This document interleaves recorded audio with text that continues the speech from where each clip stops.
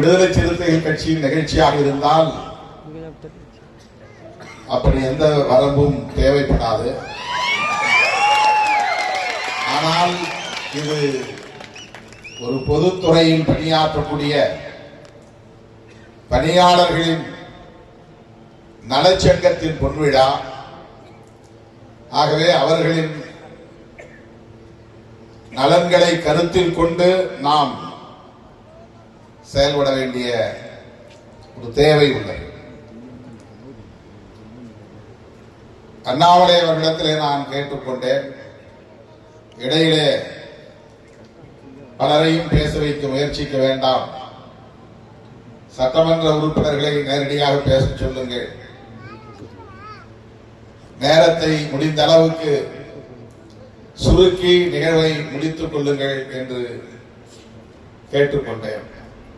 ஆளுக்கு ஒரு நிமிடம் பேச வைப்போம் என்று அழைத்து அவர்களை நாம் பேச வைக்காமல் அனுப்பிவிட முடியாது என்று அவர் எடுத்த நிலைப்பாடு. எப்போதும் நாம் விரைந்து முடியுங்கள் என்று யாரையும் கட்டாயப்படுத்தி அமர வைத்து விட முடியாது, என்னாலே முடியாது. சீக்கிரம் முடிச்சிங்கன்னு சொன்னா என்னால் முடிக்க முடியாது. குறைந்தது 1 மணி நேரம் பேசினாதான் உடம்புல சக்தி குறையும். இந்த எனர்ஜி லெவல் எனக்கு தெரியும். இந்த எனர்ஜி லெவல் குறையும் போது 1 மணி நேரம் ஆயிடுச்சு அப்படின்னு நான் முடிச்சுடுவேன்.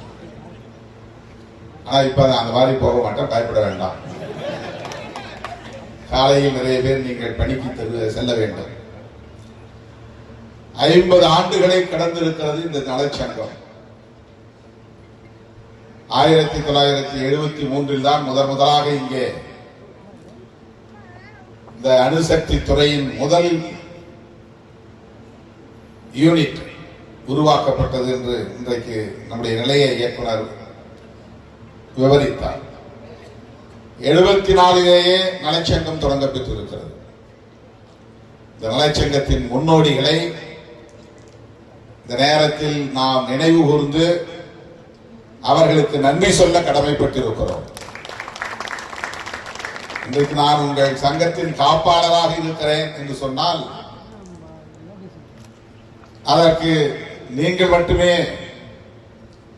நன்றிக்குரியவர்கள் என்று நாம் எண்ணிவிட முடியாது. நாம் எல்லோரும் சங்க பொறுப்பாளராகவும் நான் காப்பாளராகவும் இருப்பதற்கு அடித்தளம் அமைத்து தந்தவர்கள் இந்த சங்கத்தின் முன்னோடிகள், ஃபவுண்டர்ஸ். ஆகவே 50 ஆண்டுகளை கடந்து பொன்விழா கொண்டாடுகிற நேரத்தில் இந்த சங்கத்தை நிறுவிய நிறுவனர்களை நாம் நெஞ்சிலே இருத்தி அவர்களுக்கு நன்றி சொல்ல வேண்டியது நம்முடைய கடமை என்கிற முறையில் நான் நன்றி பெருக்கோடு அவர்களை எண்ணி பார்க்கிறேன், பாராட்டுகிறேன், வாழ்த்துகிறேன். அப்போதே அவர்கள் பட்டியல் சமூகத்தை சார்ந்த பழங்குடி சமூகத்தை சார்ந்த பணியாளர்களின் நலன்களுக்கு ஒரு இயக்கம் வேண்டும், ஒரு சங்கம் வேண்டும், அவர்களின் உரிமைகளுக்காக குரல் கொடுக்க, போராட, வாதாட ஒரு அமைப்பு வேண்டும் என்று அவர்கள் சிந்தித்திருக்கிறார்கள், ஒரு அமைப்பை உருவாக்கி இருக்கிறார்கள் என்பதுதான் நாம் நினைத்து பெருமைப்படக்கூடிய ஒன்று.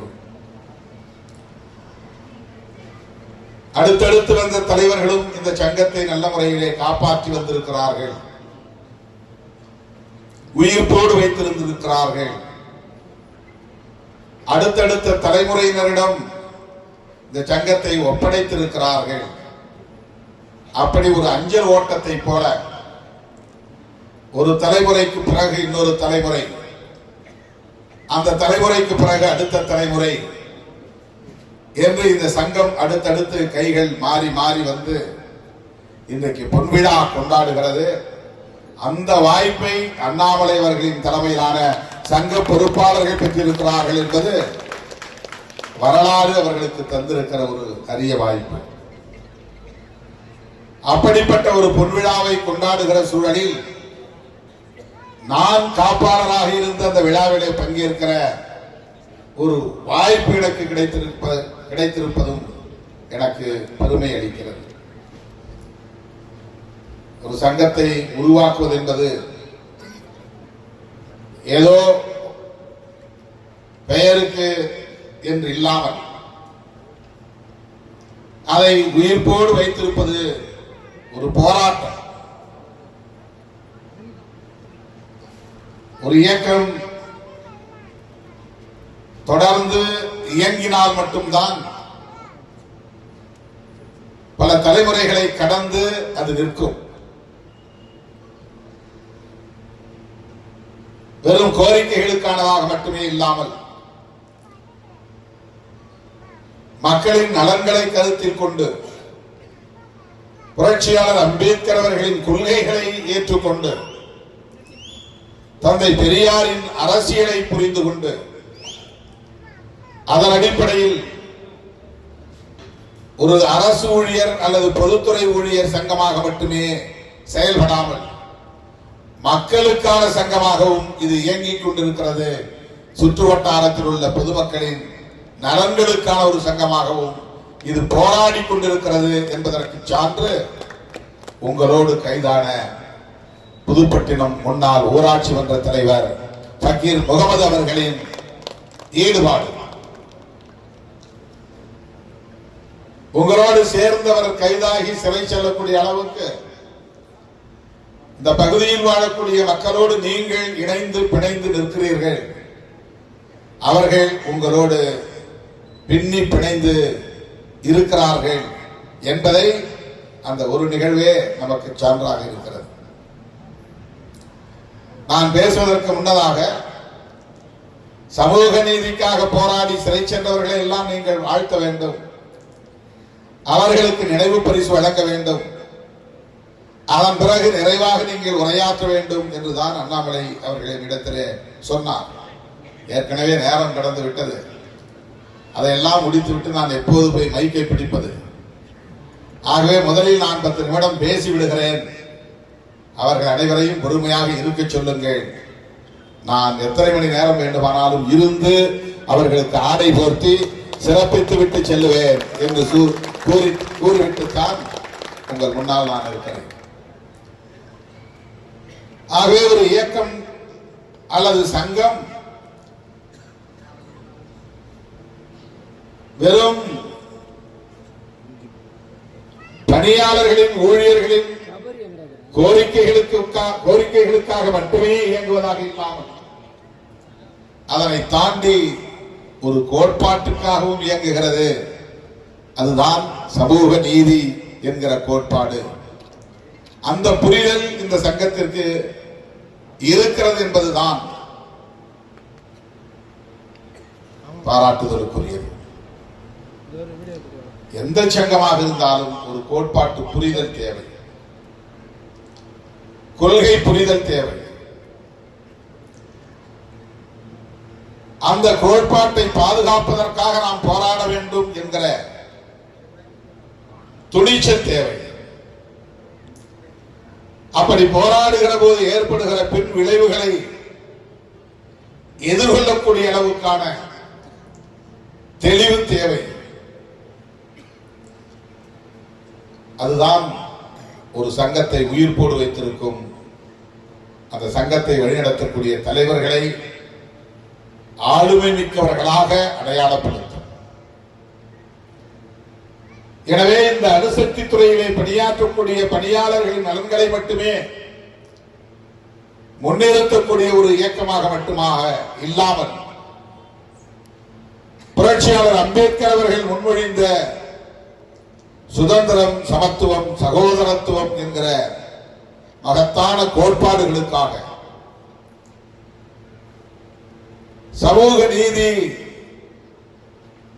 சமூக நல்லிணக்கம் என்கிற கோட்பாடுகளுக்காக இந்த இயக்கம் பாடாற்றும் என்பதை இன்றைக்கு நடைபெற்ற சந்திப்பிலேயே நம்முடைய தோழர்கள் உறுதிப்படுத்தினார்கள். இன்றைக்கு நான் நம்முடைய அணுசக்தி துறை எவ்வாறு இயங்குகிறது என்று அந்த கட்டமைப்பை எல்லாம் போய் பார்க்க வேண்டும் என்றுதான் அனுமதி பெற்றிருந்தோம்.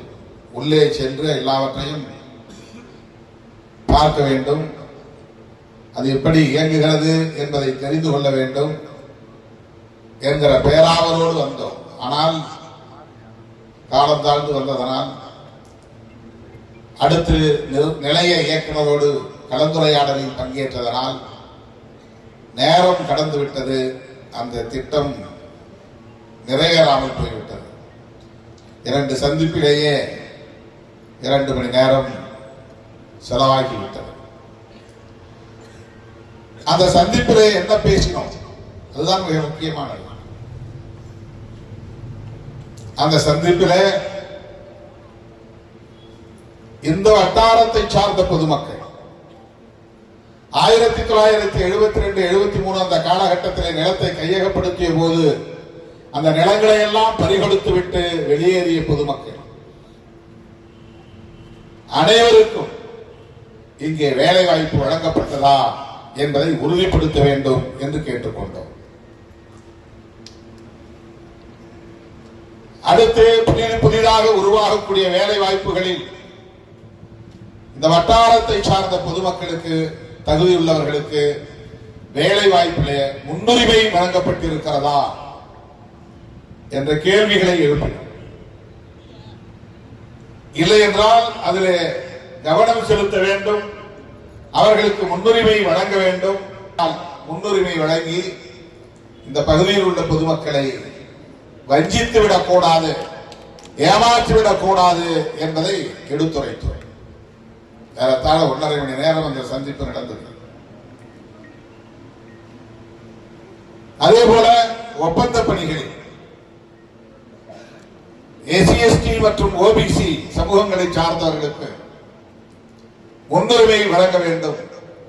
சொல்ல போனால் அதில் இடஒதுக்கீடு வழங்க வேண்டும். ஜெம் போர்ட்டல் என்கிற இணையதளத்தின் மூலமாக பதிவு செய்து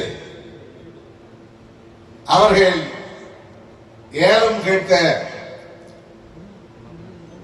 யார் முன்வருகிறார்களோ அவர்களில் L1 என்கிற நபரை தேர்வு செய்து அதன் அடிப்படையில் தான் ஒப்பந்த பணிகள் வழங்கப்படுகின்றன என்கிற விளக்கத்தை அவர்கள் தந்தார்கள். என்றாலும் அவர்களில் குறிப்பிட்ட அளவுக்கான எண்ணிக்கையில் SC/ST மற்றும் OBC பிரிவை சார்ந்தவர்களுக்கு வாய்ப்பு வழங்க வேண்டும் என்று கேள்வி எழுப்பிய போது ஏற்கனவே 3% அப்படி நாங்கள் வழங்கி வருகிறோம் என்கிற தகவலையும் சொன்னார்கள். இனி கூடுதலாக அதில் கவனம் செலுத்துவோம் என்கிற வாக்குறுதியையும் தந்தார்கள்.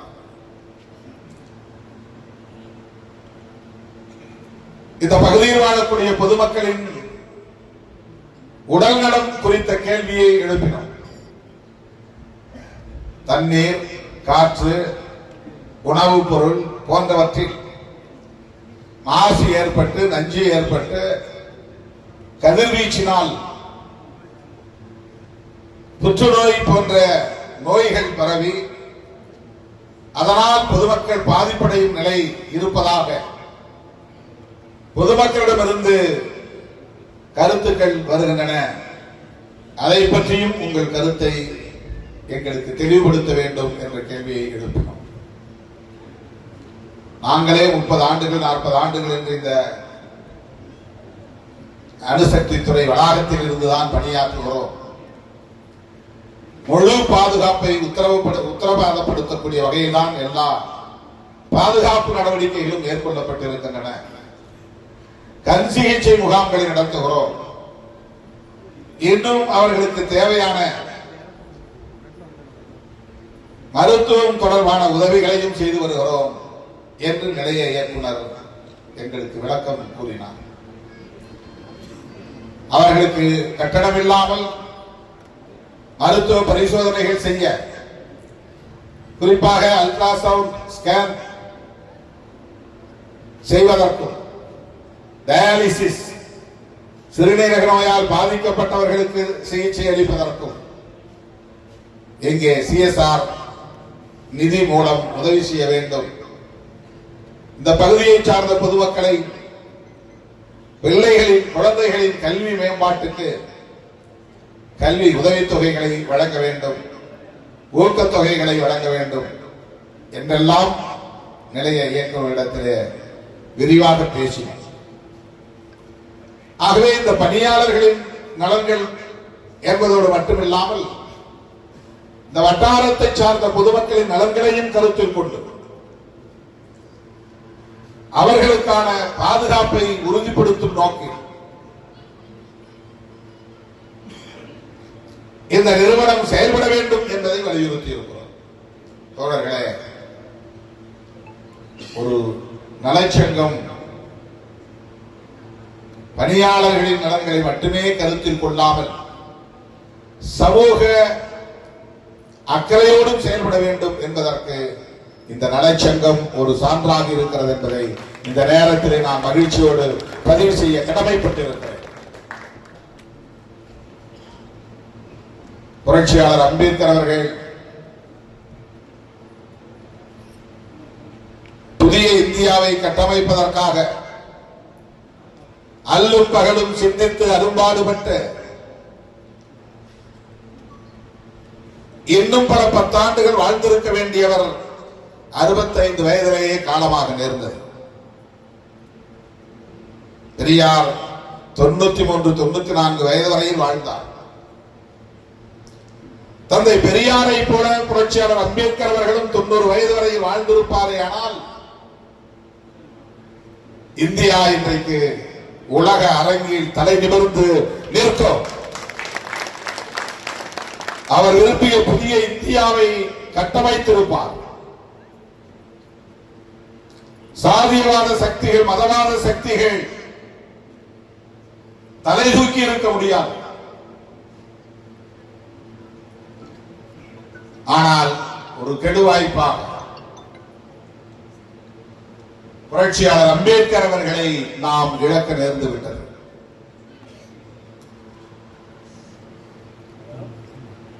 ஒரு நாளைக்கு 3 மணி நேரம் 4 மணி நேரம் மட்டுமே உறங்கி எஞ்சிய 20-21 மணி நேரம் படிக்கவும் எழுதவும் என்று அரும்பாடுபட்ட புரட்சியாளர் அம்பேத்கர் அவர்கள் அரசமைப்பு சட்டம் என்கிற ஒரு மாபெரும் ஆயுதத்தை நமக்கு வழங்கி சென்றிருக்கிறார். அந்த படைப்பு அவருடைய படைப்புகளிலேயே மிக உயர்ந்தது. அவருடைய உழைப்பிலேயே மிக கடினமான உழைப்பு. அவருடைய கனவை நனவாக்குவதற்கான ஒரு பேர் ஆயுதம் அது. இன்றைக்கு இந்தியாவில் நடைபெற்றுக் கொண்டிருக்கிற அத்தனை விவாதங்களும் அரசமைப்பு சட்டத்திற்கு ஆதரவாக ஒரு புறம், எதிராக ஒரு புறம் என்ற அடிப்படையில் தான் நிகழ்ந்து கொண்டிருக்கின்றன. இன்றைக்கு அரசியல் தளத்திலும் பிற தளங்களிலும் ஏற்பட்டிருக்கிற அனைத்து தாக்கங்களும் பக்க விளைவுகளும் புரட்சியாளர் அம்பேத்கர் அவர்களால் வகுத்தளிக்க பெற்ற அரசமைப்பு சட்டத்தால் நிகழ்ந்து வருபவை.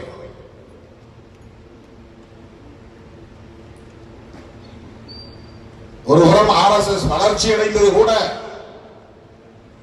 அரசமைப்பு சட்டம் ஏற்படுத்திய தாக்கத்தின் பக்க விளைவுதான்.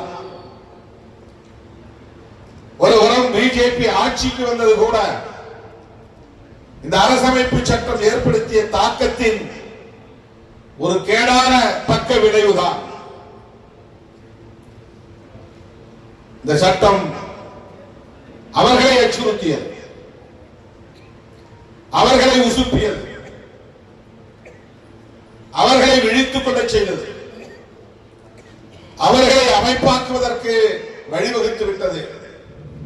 ஏனென்றால் அவர்கள் இத்தனை ஆண்டு காலம் கட்டி காப்பாற்றிய இந்த சமூக கட்டமைப்பை மெல்ல மெல்ல சிதைக்கிற மகத்தான வலிமை கொண்ட ஒரு பேர் ஆயுதம் தான் அரசமைப்பு சட்டம்.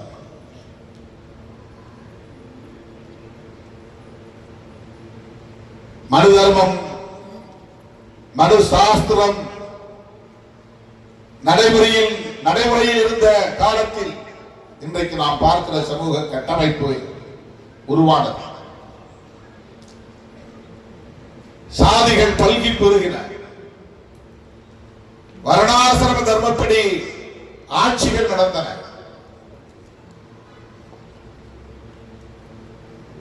பெண்கள் வெறும் ஆண்களுக்கான இச்சை பொருளாக மாற்றப்பட்டார்கள். அவர்களுக்கான வாரிசுகளை பெற்றுத் தரும் எந்திரங்களாக்கப்பட்டார்கள்.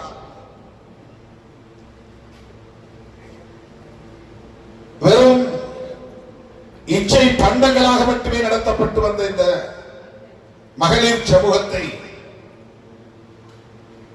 மீட்பதற்கு வழியில்லாமல் இருந்த சூழலில் தான் அந்த சமூக கட்டமைப்பை அடித்து நொறுக்குகிற பேராற்றல் மிக்க பேராயுதமாக புரட்சியாளர் அம்பேத்கர் அவர்களால் வார்க்க பெற்றதுதான் இந்திய அரசமைப்பு சட்டம். ஆகவேதான் அவர்கள் விழித்துக் கொண்டார்கள். இந்த சட்டத்தை ஏற்றுக்கொள்ளவில்லை. இந்த சட்டம் சொல்லுகிற கோட்பாடுகளை ஏற்றுக்கொள்ளவில்லை. இது முன்மொழியக்கூடிய மதச்சார்பின்மையை ஏற்றுக்கொள்ளவில்லை. சுதந்திரம், சமத்துவம், சகோதரத்துவம் என்கிற கோட்பாடுகளை அவர்கள் ஏற்றுக்கொள்ளவில்லை. இந்த சட்டத்திற்கு எதிராக மக்களை திரட்ட வேண்டும் என்று அவர்கள் செயல் திட்டங்களை வரையறுத்து தீவிரமாக களப்பணியாற்றி இந்தியா முழுவதும் முழு நேர பணியாளர்களை இதற்கென்று ஒதுக்கி இரவும் பகலும் தொடர் பரப்புரைகளில் ஈடுபட்ட மெல்ல மெல்ல பலமுறை தடை செய்யப்பட்ட நிலையிலும் கூட மெல்ல மெல்ல இந்த சங்கத்தை வளர்த்தெடுத்தார்கள். அதனுடைய அரசியல் பிரிவாக ஜனசங்கத்தை உருவாக்கினார்கள். அதன் அடுத்த பரிணாமமாக பாரதிய ஜனதா கட்சியை உருவாக்கினார்கள். ஆகவே உருவான ஒரு சங்கம் என்று சொன்னால் அது மிகையாக. அரசமைப்பு சட்டம் தோன்றியது 46க்கு பின்னர் 1950. RSS உருவானது 1925. எப்படி இது பொருந்தும் என்ற கேள்வியை நீங்கள் எழுப்பலாம்.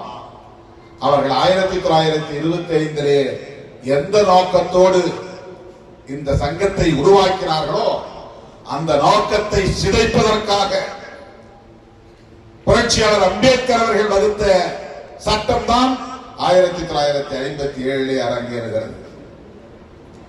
அதை சிதைக்கக்கூடிய ஆற்றல் இந்த சங்கத்திற்கு இருக்கிற சூழலில், இந்த சட்டத்திற்கு இருக்கிற சூழலில் இதை எதிர்ப்பதையே முதன்மை செயல் திட்டமாக அந்த சங்கம் வரையறுத்துக் கொண்டது. அதுவே அவர்களின் செயல் திட்டமாக மாறி நிற்கிறது. அருமை தோழர்களே, இது கட்சி அரசியல் என்ற பொருளில் இதை பார்க்க வேண்டாம். புரட்சியாளர் அம்பேத்கரின் அரசியல் என்கிற அணுகுமுறையில் இதை பார்க்க வேண்டும். ஏன் அம்பேத்கர் இதை எழுதினார்? ஏற்கனவே இந்த சமூகம் கட்டமைப்பதற்கு பயன்பட்ட ஒரு சட்டம் மனு சட்டம். அதற்கு மாற்று சட்டம் அதன் பிறகு தோன்றவே இல்லை. அதற்கு எதிரான சட்டங்கள் தோன்றவே இல்லை. ஆங்கிலேயர்கள் வந்த பிறகு ஒவ்வொரு மூட நம்பிக்கைக்கும் அல்லது சமூக விரோத நடவடிக்கைகளுக்கும் எதிரான சட்டங்கள் அவ்வப்போது உருவாயின. சதிவழக்கத்திற்கு எதிரான சட்டங்களை கொண்டு வந்தார்கள்.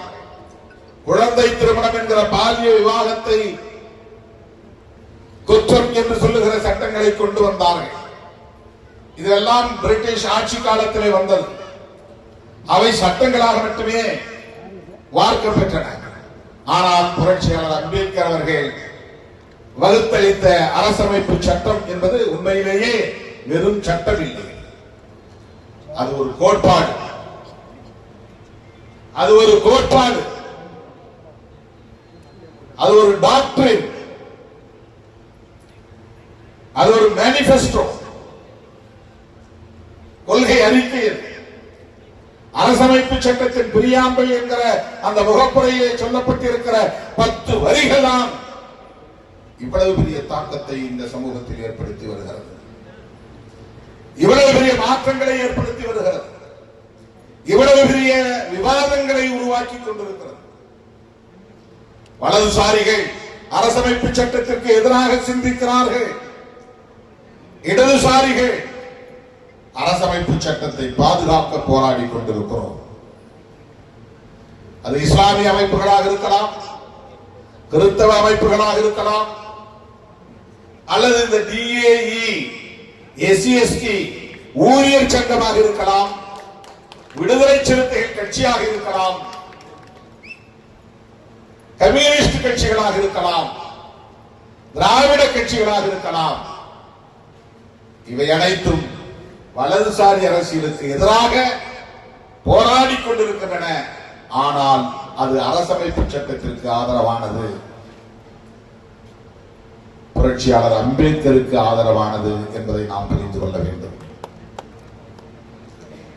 அரசமைப்பு சட்டத்தை எதிர்க்கிறார்கள் என்றால் அம்பேத்கரை எதிர்க்கிறார்கள் என்று பொருள்.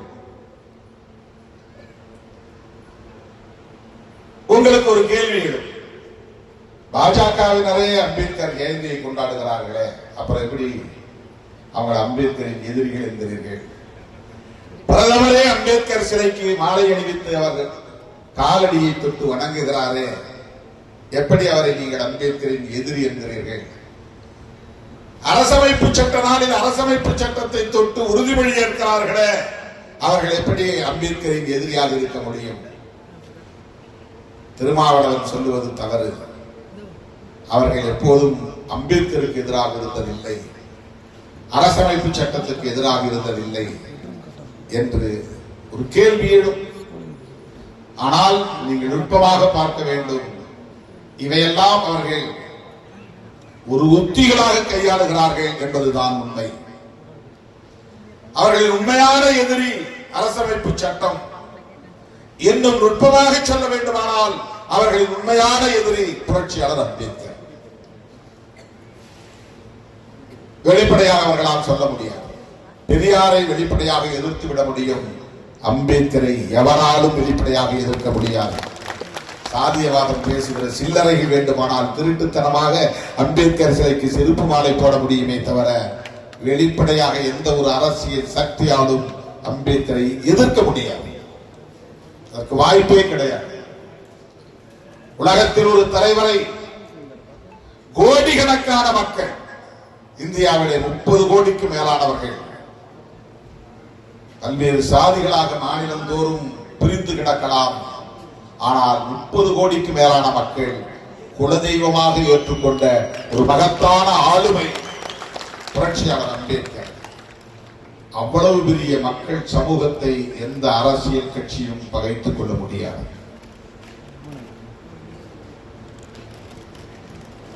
புரட்சியாளர் அம்பேத்கர் அவர்களை வெளிப்படையாக எதிர்க்க முடியாது, அரசமைப்பு சட்டத்தை வெளிப்படையாக எதிர்க்க முடியாது என்பதனால் அம்பேத்கர் ஜெயந்தியை கொண்டாடுகிறார்கள், அரசமைப்பு சட்டத்தை தொட்டு வணங்குகிறார்கள். ஆனால் அவர்கள் அனைத்து செயல்பாடுகளும், அவர்களின் அனைத்து செயல்பாடுகளும் அரசமைப்பு சட்டத்திற்கு எதிரானவை என்பதை நீங்கள் மறந்துவிடக் கூடாது. தோழர்களே, புரட்சியாளர் அம்பேத்கர் அவர்கள் எந்த ஒரு தனிப்பட்ட சமூகத்தையோ அல்லது கட்சியையோ மனதில் வைத்து அதை செய்யவில்லை. RSS என்கிற சங்கத்தை மனதில் வைத்து அவர் செய்யவில்லை. காலம் காலமாக புறையோடி கிடக்கிற இந்த சாதிய சமூக கட்டமைப்பை தகர்த்தெறிய வேண்டும். பிறவி அடிப்படையில் இருக்கிற இந்த பாகுபாடுகளை அழித்தொழிக்க வேண்டும். மனிதர்களுக்கிடையில் நிலவுகிற உயர்வு தாழ்வு என்கிற இந்த நிலைப்பாட்டை மாற்றி அமைக்க வேண்டும். அனைவருக்கும் அதிகாரம் பகிர்ந்தளிக்கப்பட வேண்டும். சுதந்திரம், சமத்துவம், சகோதரத்துவம் என்று இந்த மண்ணில் மலர்ந்திட வேண்டும் என்கிற அந்த தொலைநோக்கு பார்வையோடு தான் இந்த சட்டத்தை உருவாக்கி இருக்கிறார். இந்த சங்கத்தை சார்ந்த தோழர்களுக்கு நான் விடுக்கிற வேண்டுகோள், நீங்கள் உங்களுடைய நண்பர்களுக்கோ உறவினர்களுக்கோ திருமணம் நடக்கும் போதெல்லாம் அரசமைப்பு சட்டத்தின் முகப்புரையை பிரேம் செய்து அவர்கள் வீட்டிலே மாட்டி வையுங்கள், பரிசாக கொடுங்கள். அந்த வீட்டில் உள்ள பள்ளி பிள்ளைகள் அதில் உள்ள சொற்றொடர்களை படித்து பார்க்கட்டும், அறிமுகமாகட்டும். அந்த சொற்றொடர்கள் அந்த பிள்ளைகளின் நாவில் ஊறட்டும், அவர்கள் அதை உச்சரிக்கட்டும். லிபர்ட்டி, ஈக்வாலிட்டி அண்ட் ஃப்ரெட்டர்னிட்டி என்கிற இந்த சொற்றொடர்களை உச்சரிக்காத பிள்ளைகள் இல்லை என்கிற நிலையை நாம் உருவாக்க வேண்டும். அதன் பொருளை அவர்கள் புரிந்து கொள்கிறார்களோ இல்லையோ, இந்த சொற்றொடர்களை அறிமுகப்படுத்த வேண்டும். இதற்காக போராடுகிற போராளிகளாக அவர்கள் எதிர்காலத்தில் உருவாவார். தோழர்களே, உண்மையான அம்பேத்கரியவாதி, அம்பேத்கர் படத்தை போடுகிறவனோ, அம்பேத்கர் பெயரை சொல்லுகிறவனோ, ஜெய் பீம் என்று முழங்குகிறவனோ, வெறுமன உச்சரிப்போடு நின்று விடுகிறவனோ அல்ல. அவர் முன்மொழிந்த இந்த கோட்பாடுகளை உள்வாங்கிக் கொண்டு அடுத்த தலைமுறைக்கு எடுத்துச் செல்கிறவன் தான், அதை பாதுகாக்கிறவன் தான், அதை பரப்புகிறவன் தான், அதற்காக போராடுகிறவன் தான், அந்த கோட்பாடுகளுக்கு எதிரிகளாக இருப்பவர்களை அடையாளம் காண்கிறவன் தான். எந்த சூழலிலும் அப்படிப்பட்ட சக்திகளோடு கைகோர்க்க மாட்டோம் என்று உறுதிப்பாட்டோடு இருக்கிறவன் தான் உண்மையான அம்பேத்கரியவாதி. அந்த அடிப்படையில் தான் நாம் தேர்தல் அரசியலிலும் சில நிலைப்பாடுகளை எடுக்கிறோம். எனது அருமை தோழர்களே, சாதி பெருமை பேசுவது அம்பேத்கரியமாகாது, சாதி ஒழிப்பை பேசுவதுதான் அம்பேத்கரியம். தாத்தா ரெட்டமலை சீனிவாசன் அவர்கள் சாதி பெருமை பேசுவதற்காக பறையன் என்கிற பெயரில் இயக்கம் இதழ் நடத்தவில்லை. இன்றைக்கு நீ பார்க்கிற பறையன் என்கிற ஒரு தனிப்பட்ட சாதிக்காக அவர் இயக்கம் காணவில்லை. அவர் வாழ்ந்த காலத்தில் பறையன் என்கிற சொல் உலகம் முழுவதும் அன்டச்சபிள் என்கிற சொல்லுக்கு ஒற்றை சொல்லாக தமிழில் இருந்தது. பறையா என்று சொன்னால் அது இந்தியா முழுவதும் இருக்கிற எல்லா தீண்டப்படாத சாதிகளையும் குறிக்கிற ஒற்றை சொல். மகர் என்கிற சொல்லுக்கும் கூட பறையா என்றுதான் பெயர். அப்படித்தான் உலகம் புரிந்து கொண்டது. மகர் அப்படிங்கிற ஒரு தனி சாதி இருப்பது யாருக்கும் தெரியாது.